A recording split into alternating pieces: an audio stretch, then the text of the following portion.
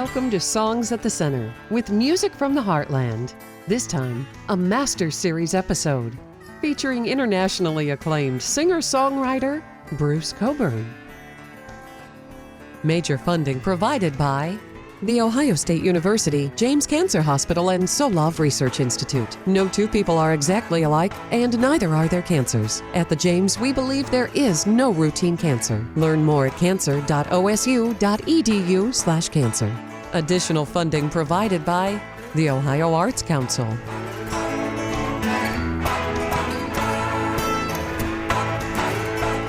Thanks for joining us on Songs at the Center. I'm Eric Gnezda. We're coming to you from Lakewood, Ohio at the Beck Center for the Arts, just outside of Cleveland. We're privileged to have with us on this Master Series episode one of the most celebrated songwriters on earth, Mr. Bruce Cockburn. Bruce, thanks for joining us. Thank you. It's nice to be with you. Thanks for having me here.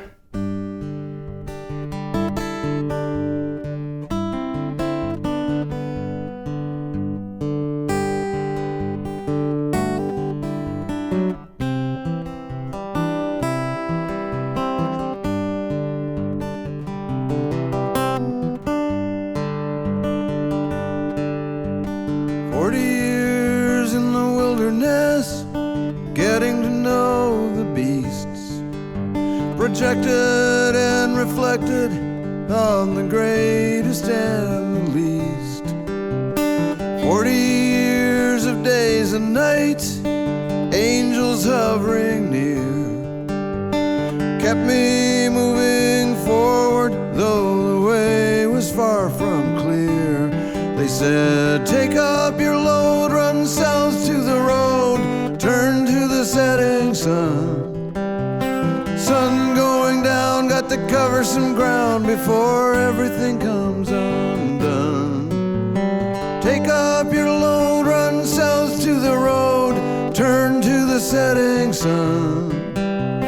Sun going down, got to cover some ground before everything comes undone. Comes undone.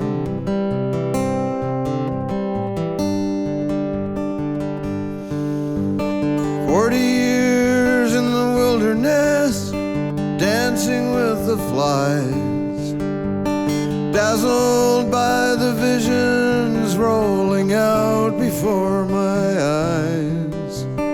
Angel-made graffiti, demons in disguise.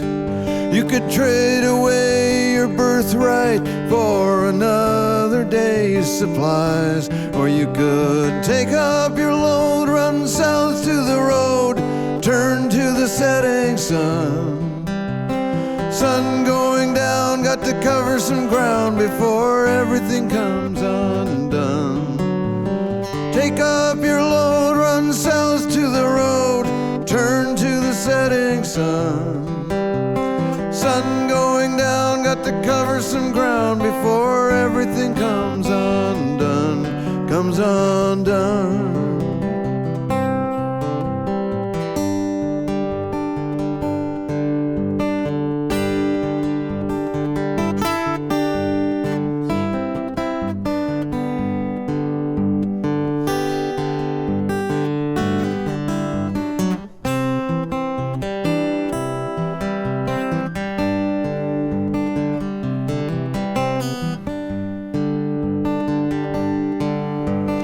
Rising with the height of land, falling with the crowd.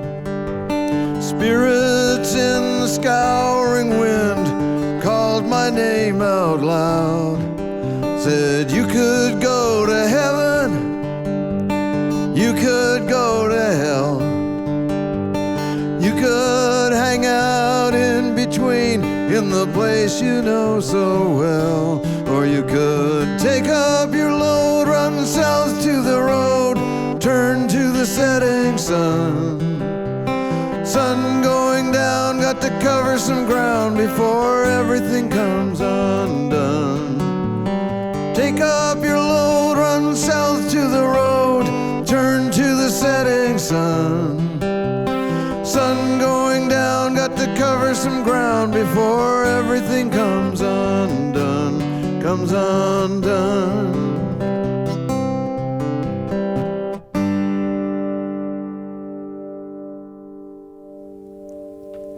Well, Bruce Cockburn, thank you so much. That's 40 Years in the Wilderness from your latest album, Bone on Bone. That's it. And 40 Years in the Wilderness, my goodness, it could also be talking about beasts and all that 40 years in the music business as well. Well, it's more than that for me. But yeah, there's lots of layers of possibility. Yeah. Well, it's your 33rd album, and we could spend the entire time that we have just going through your list of awards. You've won 12 Junos, Canadian Songwriters Hall of Fame, Music Hall of Fame, you're an officer of the Order of Canada, so on and so forth. But when you get down to the heart of who you are and what you're doing and what you're still doing, what means the most to you? Well, I'm not quite sure how to answer that simply, but it has partly to do with what happens between me and an audience in live performances, where there's a kind of exchange of energy, and it just, assuming that people bring some with them, of course. It doesn't work if it's just me, but right. But if people come and they're receptive and we're able to kind of get something going, and the songs are a medium for that, and that when I feel like that's happening, it's very satisfying and kind of really and exciting at the same time. You know, it's kind of what it feels like it's all about. That just the sharing of experience. Well, truth's very important to you, and in your acceptance speech at the Canadian Songwriters Hall of Fame, you said that in a world increasingly defined by its fakery, we've together pulled off the greatest trick ever. We spread truth. And I'm talking, by we, I mean songwriters, you know, a large number of songwriters, really, of whom I'm one, you know. Yeah. So, and other kinds of writers, poets, you know, you could say Margaret Atwood, put her in that group too, for instance, you know, just to pick any example. With the erosion of truth, you know, in our culture, at least currently, do you think that songwriters then and purveyors of truth, artists, have a greater, more important role now? I think we always had that role, it might be more critical now because of the shape things have taken. It's very worrisome to me, the inability to kind of, I mean, you could never totally trust news media because even though there was the kind of pretense of objectivity, it wasn't, you know, nobody's reporting has ever been completely objective. The newspapers are owned by people who have an agenda, the editors have an agenda, the reporters have a bias that comes with being whoever they are. So there's always been that. But we used to be able to read between the lines and figure that out. Well, it was in the 80s that when you were in Guatemala that you wrote what's categorized as a very truthful song, really raw in terms of emotion, If I Had a Rocket Launcher. And the song's kind of having a resurgence now because of the anger. I know there was a period right after 11 when you didn't sing it anymore and then kind of feathered it back into your set. But are you feeling the same kind of social anger?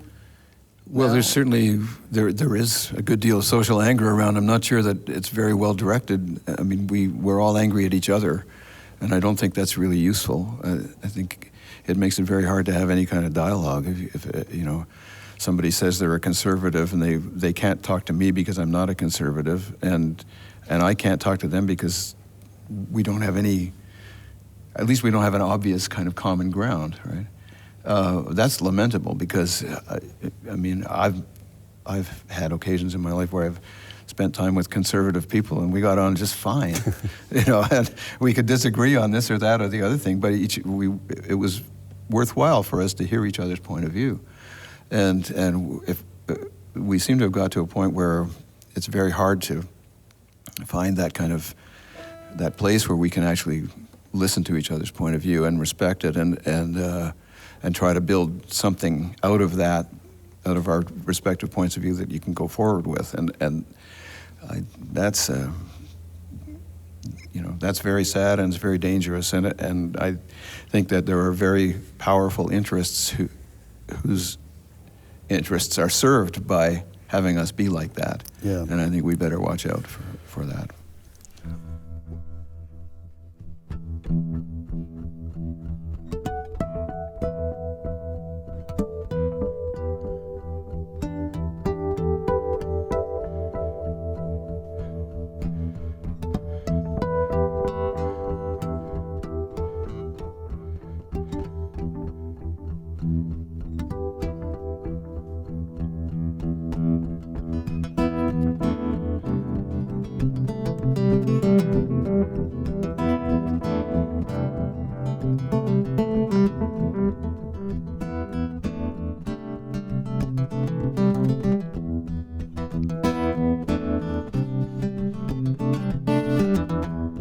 Here comes the helicopter, second time today. Everybody scatters and hopes it goes away. How many kids they've murdered, only God can say. If I had a rocket launcher, if I had a rocket launcher, if I had a rocket launcher, I'd make somebody pay.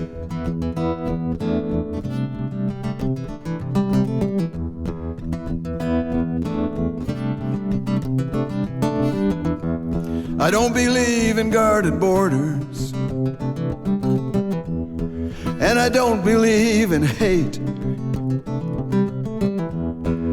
I don't believe in generals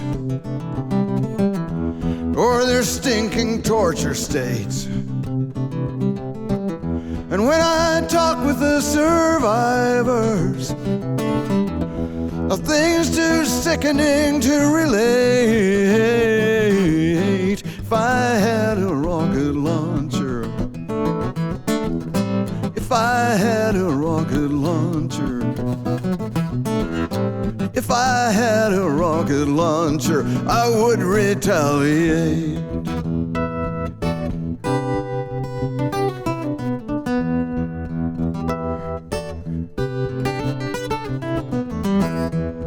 On the Rio La Cantun, 100,000 wait to fall down from starvation or some less humane fate. Cry for Guatemala with a corpse in every gate. If I had a rocket launcher, if I had a rocket launcher, if I had a rocket launcher, I would not hesitate.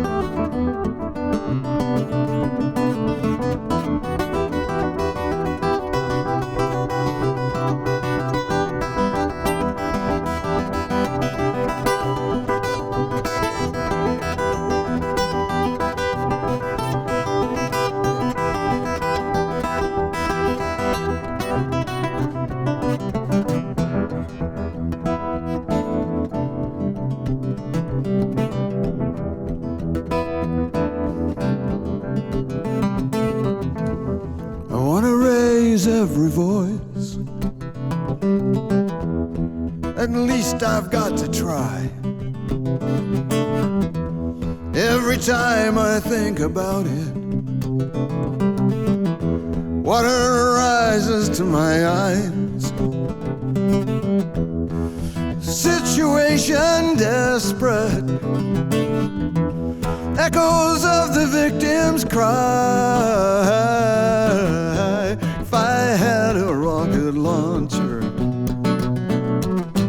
if I had a rocket launcher, if I had a rocket launcher, some son of a bitch would die.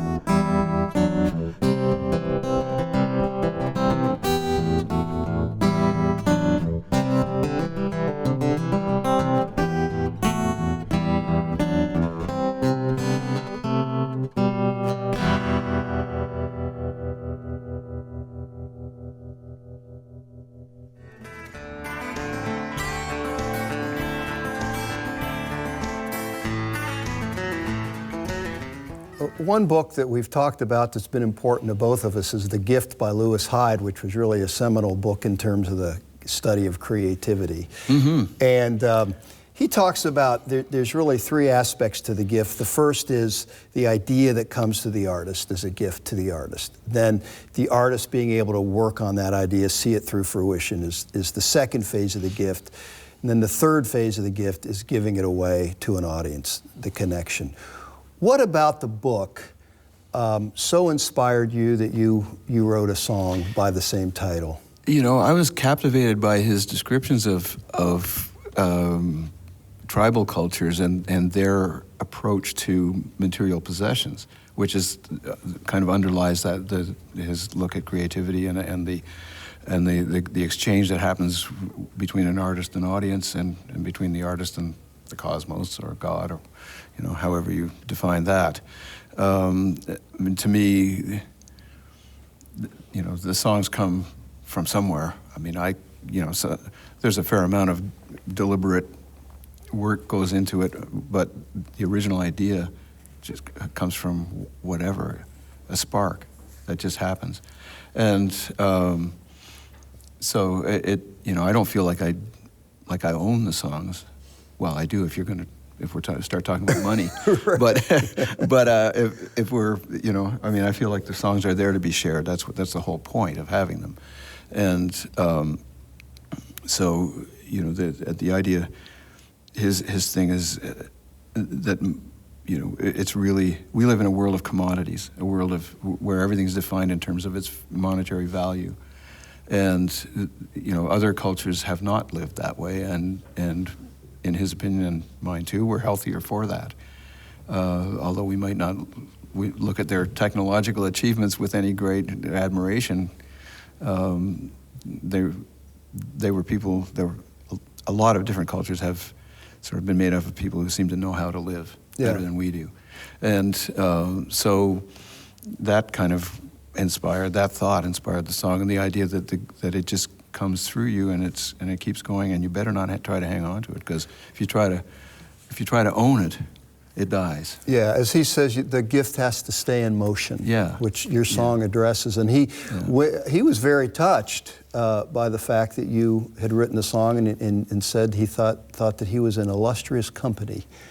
Well, he was less specific with me, but he did certainly indicate that he liked the song and appreciated it. And my regret is I met him once he came backstage after a show in L.A. I think it was, but there was no real time to talk, and so it was kind of frustrating for both of us to kind of just say hi, and that was as far as it went, But maybe there'll be another occasion before we're dead. But well, would you be kind enough to play us The Gift? I will certainly give it a shot. That's great.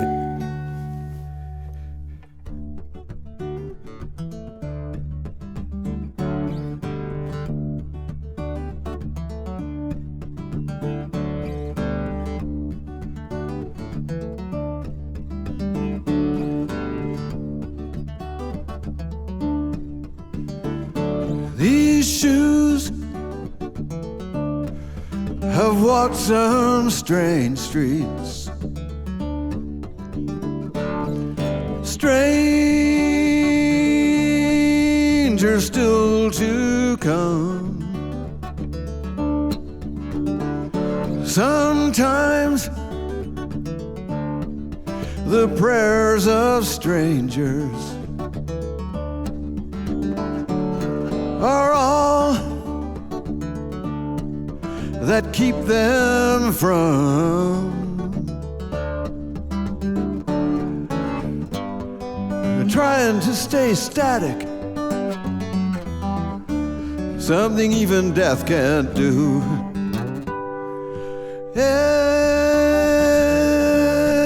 Everything is motion to the motion be true.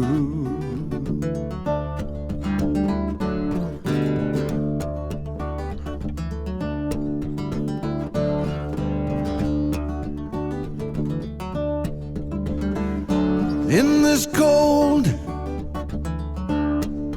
commodity culture where you lay your money down, it's hard to even notice that all this earth is hallowed ground. Harder still to feel it, basic as a breath. Love is stronger than darkness. Love is stronger than death. The gift keeps moving. Never know where it's going to land. You must stand back and let it keep on changing hands.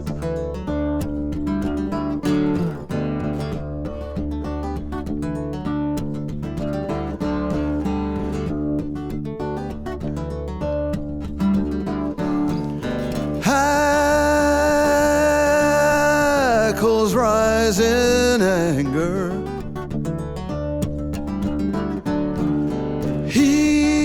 Heat waves rise in sex. The gift moves on regardless, tying this world to the next. May you never tire of waiting, never feel that life is cheap. May your life be filled with light, except for when you're trying to sleep. The gift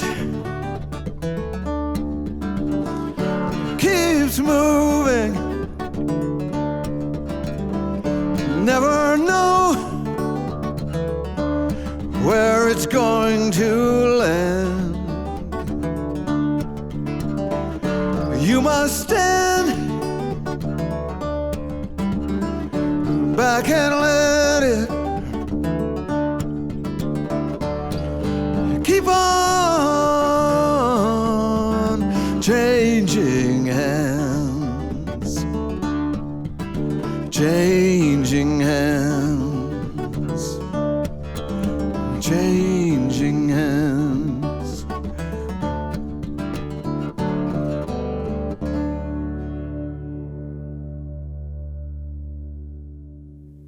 Bruce, thanks for joining us. Glad to be with you. Thanks for having me. Well, thanks for being with us. I'm Eric Gnezda, and we hope you'll join us next time where you'll always find Songs at the Center. Major funding provided by The Ohio State University, James Cancer Hospital, and Solove Research Institute. No two people are exactly alike, and neither are their cancers. At the James, we believe there is no routine cancer. Learn more at cancer.osu.edu/cancer. Additional funding provided by the Ohio Arts Council.